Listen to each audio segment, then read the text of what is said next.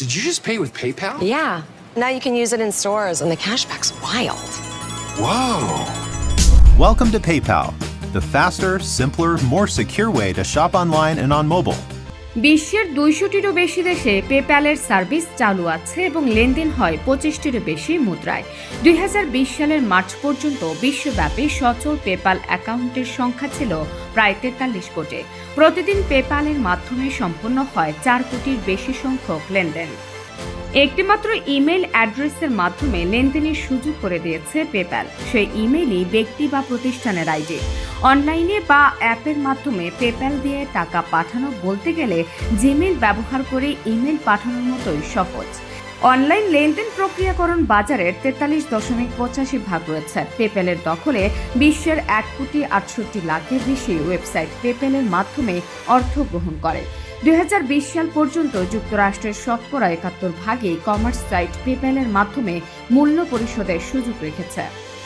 বিশ্বের 200টিরও বেশি দেশে পেপ্যাল চালু রয়েছে, তবে বাংলাদেশে সেই সুযোগ নেই। বাংলাদেশ যেখানে অনলাইন কর্মীর দিক থেকে বিশ্বের দ্বিতীয় স্থানে রয়েছে, সেখানে বিষয়টি বেশ অদ্ভুতই মনে হয়। বিশ্ব বাণিজ্য সংস্থার 2023 সালের রিপোর্ট অনুযায়ী বিশ্বের ফ্রিল্যান্সিংয়ের শতকরা 14% বাংলাদেশি ফ্রিল্যান্সারদের দখলে।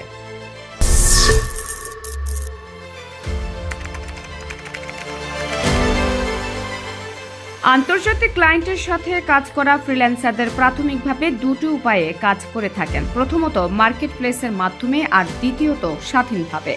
এক্ষেত্রে কিছু মার্কেট প্লেস একচেটিয়াভাবে পেপ্যালের উপর নির্ভর করে, আর অন্যগুলো একাধিক পেমেন্ট পদ্ধতির প্রস্তাব করে। বহু মার্কেট প্লেস ব্যবহার করা যায় না শুধু আমাদের পেপ্যাল সুবিধা নেই বলে। কিছু প্ল্যাটফর্ম শুধু পেপ্যাল ব্যবহার করে। এক্ষেত্রে একবার যখন আস্থা তৈরি হয়ে যায়, তখন বহু ফ্রিল্যান্সাররাই তার ক্লায়েন্টের সাথে মার্কেট প্লেসের বাইরে কাজ শুরু করে। এতে করে প্ল্যাটফর্ম ফি এড়িয়ে যাওয়া যায়, যাতে দুপক্ষই লাভবান হয়, কেননা প্রতিটি পেমেন্ট থেকে মার্কেট প্লেস মোটা অঙ্কের টাকা কেটে নেয়।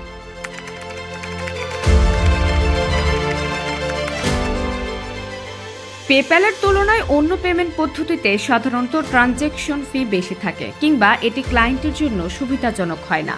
বাংলাদেশে পেওনিয়ার, জুম ও ব্যাংক ট্রান্সফার পদ্ধতি চালু রয়েছে, তবে এগুলো একটিও পেপ্যালের মতো জনপ্রিয় নয়। একই সাথে কিছু কিছু মেথডে অতিরিক্ত ফি আদায়, অল্প সংখ্যক ফিচার থাকা, কিংবা আন্তর্জাতিক ক্লায়েন্টদের কাছে সেগুলো গ্রহণযোগ্য না হওয়ার মতো সমস্যা রয়েছে। এছাড়াও পেপ্যালের মূল বিষয়টি হচ্ছে আস্থা। যখন আর্থিক লেনদেনের বিষয়টি আসে, তখন আস্থাই সব। বাংলাদেশে পেপ্যাল চালুর বিষয়টি অনিশ্চিত। ফ্রিল্যান্সার ও ডিজিটাল উদ্যোক্তারা বিষয়টি নিয়ে হতাশ, যদিও কর্তৃপক্ষের কাছে এই বিষয়ে আনুষ্ঠানিক কোনো ব্যাখ্যা নেই। সফটওয়্যার অ্যান্ড ইনফরমেশন সার্ভিসের সাবেক প্রেসিডেন্ট সৈয়দ আলমাস কবির এই বিলম্বের পেছনে দুটি কারণ রয়েছে বলে মনে করেন। তার মতে, পেপ্যালের কাছে বাংলাদেশের আর্থিক লেনদেনের পরিমাণ বেশ সামান্য মনে হয়, যাতে করে এখানে সার্ভিস চালুর ক্ষেত্রে তারা আগ্রহী নয়। আবার বাংলাদেশ ব্যাংকের রেগুলেশনের সাথে পেপ্যালের পলিসির সামঞ্জস্য নেই। এছাড়াও অন্য কারণ হিসেবে তিনি চিহ্নিত করেন অর্থ পাচারকে।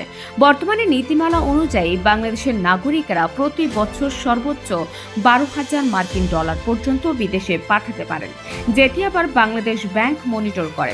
এক্ষেত্রে এই পেমেন্টগুলো পেপ্যালের মাধ্যমে করা হলে সেটি ট্র্যাক করা বাংলাদেশ ব্যাংকের কাছে সম্ভব হবে না।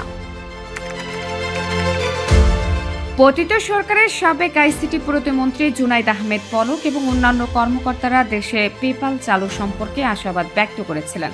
তারা ফ্রিল্যান্সারদের প্রতিশ্রুতি দিয়েছিলেন যে এটি শীঘ্রই চালু হবে, কিন্তু ক্ষমতা থেকে যাওয়ার আগে পর্যন্ত বাস্তবে এক্ষেত্রে কোনো অগ্রগতি তারা দেখাতে পারেনি। সৈয়দ আলমাস কবিরও এই মন্তব্যের সাথে একমত পোষণ করেছেন। তিনি বলেন, সরকার ও পেপ্যালের মধ্যে কোনো চুক্তি বা বৈঠক হয়নি, অন্তত আমার জানা মতে। পেপ্যালের জন্য বাংলাদেশের বাজার খুবই ছোট, এমন ধারণার সাথে একমত নন অধ্যাপক মইনুল। তিনি বলেন, পেপ্যাল 200টিরও বেশি দেশে কাজ করে, যার মধ্যে কয়েকটি বাংলাদেশের চেয়েও ছোট। তাদের যদি পেপ্যাল থাকতে পারে, তবে আমরা কেন পারবো না? অধ্যাপক মইনুল সহ অন্যান্য বিশেষজ্ঞরা বলেন, আমরা আশাবাদী যে অন্তর্বর্তীকালীন সরকার বিষয়টি সমাধানের জন্য উদ্যোগ গ্রহণ করবে। আমরা মনে করি যে এটির জন্য তাদের সদিচ্ছা রয়েছে।